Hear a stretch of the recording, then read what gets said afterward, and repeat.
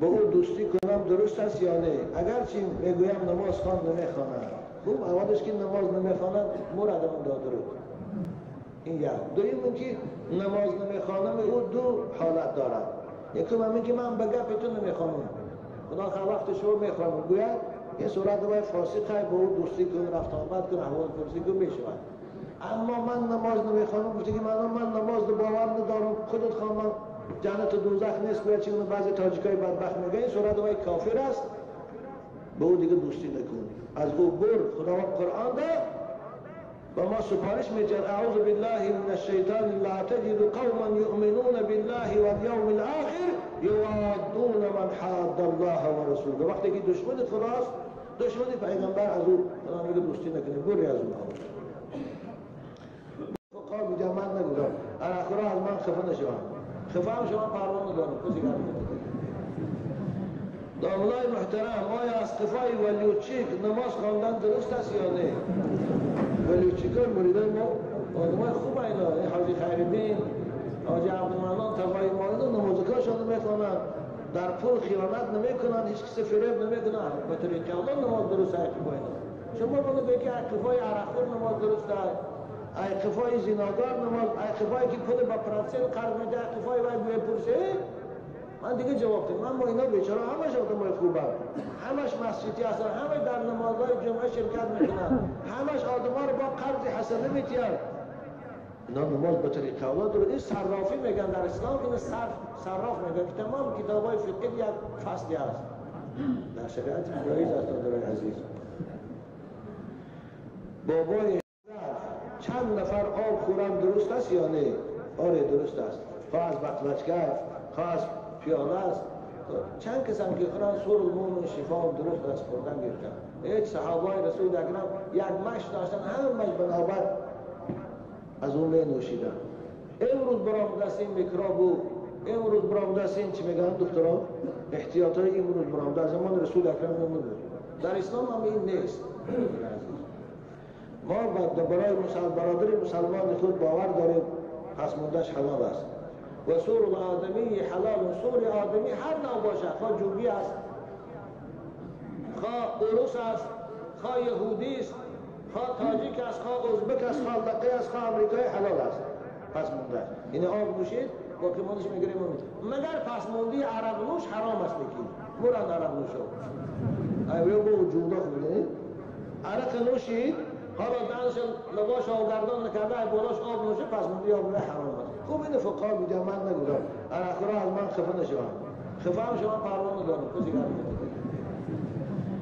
دامنای محترم، ما باید چیز دیگه میفهمم دیگران شما یک روز دیگر. خوب این یک کمپیره که خیلی ناتوان از قشلاقی وروا است، دوباره خودش میبیاد آوردین کاغذ در خانه داده است.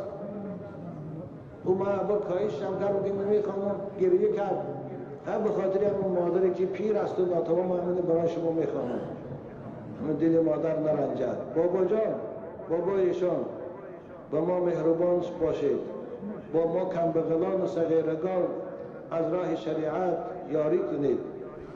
من این سخنان را به خاطر گفتنی نبودم، در این کاغذ سفید آخر مجبور شدم که گویم، زیرا 7 ماه می شود فرزند من محدین از خانه من همسایه ها برآورده بردم و تا این روز به نام و نشان است. اما باز در روی این ناخوشی برای من ناخوشی دیگری آوردم. لیکن دامنای عزیز، نام شما با من گفتم، گویا که دامنای عزیز شما گفته باشید که به بابای حسین او از وروا می باشد که رفته خانه و کمپیر و ویران کنه در جایش مسجد ساز، به حج پج نرو. او از این سخنان شما دامنای عزیز استفاده برده رفته خانه من را چپه کرده میخواهد مسجد کند. آخر این از راه مسلمانی درست است. اکنون اینو من حقیقت زمین که بابای حسین پیش ما بسیار میبید. اولش که من برای او این گپ هرگز نگفتم. اگر رفته بای خانه این مادر باشد در اونجا مسجد هم سازن، او زمین غصبی است، در اون مسجد نماز درست نیست.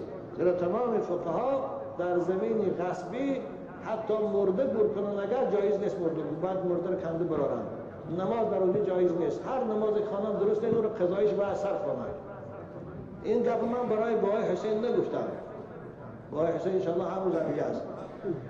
خداوند خودش شاهد است. مادر عزیز ما از این دور هستیم انشاءالله من بابای حسین با میپرسم. اما برای فرزند عزیز خداوند نصیب کنه کجا زنده باشد بیاد شما خرسند شوید مادر ما این قدر دعا میکنیم. اما گم شدن او رو شما از اداره های داخل رفته پرسید. آقا ما حکومت داریم ما ملیسه داریم ما پروکراتور داریم مادر نزد اونها رو شکایت کن که فرزند ما 7 ماه است بی‌درک است.